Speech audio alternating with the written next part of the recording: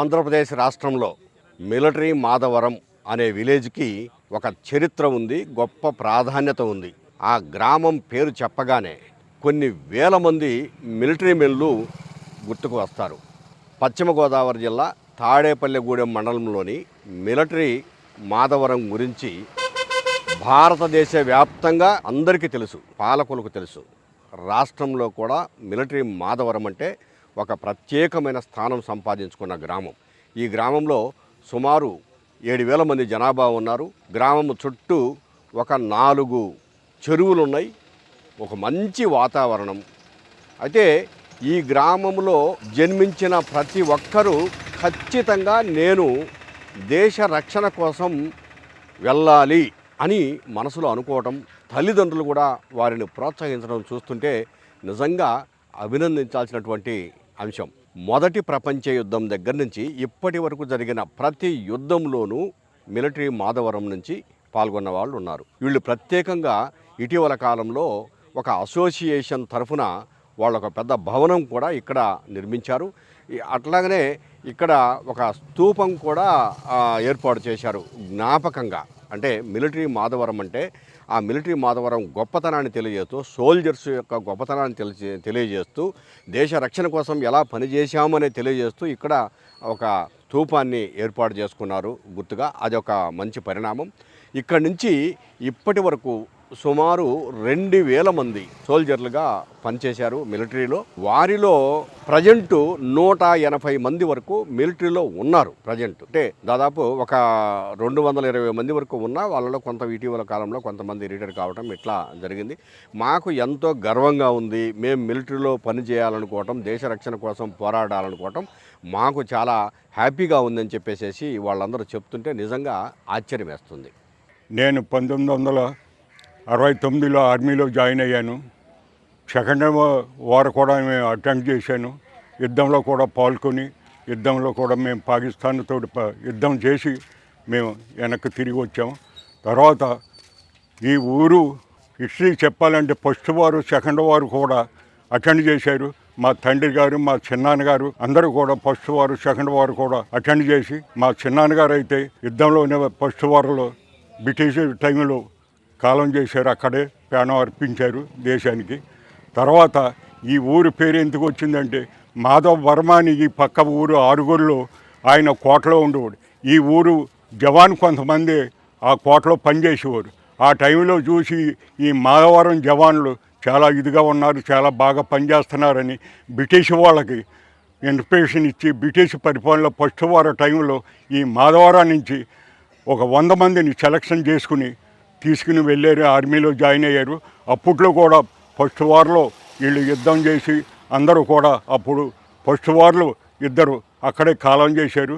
90 కూడా సురక్షితంగా సర్వీస్ చేసి వెనక్కి వచ్చారు. రెండో ప్రపంచంలో యుద్ధం కూడా అక్కడే మాధవరం వాళ్ళు యుద్ధం చేశారు. ఆ యుద్ధాన్ని చూసి దాన్ని గర్వించి ఇప్పటికీ కూడా మాధవరంలో మిలిటరీ తీసేవారు. అలాంటిది ఇదే లైబ్రరీలో రిక్రూట్ తీసుకుని వెళ్ళేవారు. మాధవరం జవాన్లు కావాలని కోరుకునేవారు. మాధవరంలో పుట్టినందుకు చాలా గర్వించాలి. ఆ జవాన్లందరికీ కూడా ధైర్య సాహసం చాలా ఇదిగా ఉంటుంది. యుద్ధం అవునా, ఇంకోటి అవునా, దేనికైనా సరే మా ఊరి జనం దానికి దేశ సేవ చేయటానికి యుద్ధంగా తయారయ్యి ఇప్పటికీ కూడా ట్రైనింగ్ చేస్తున్నారు.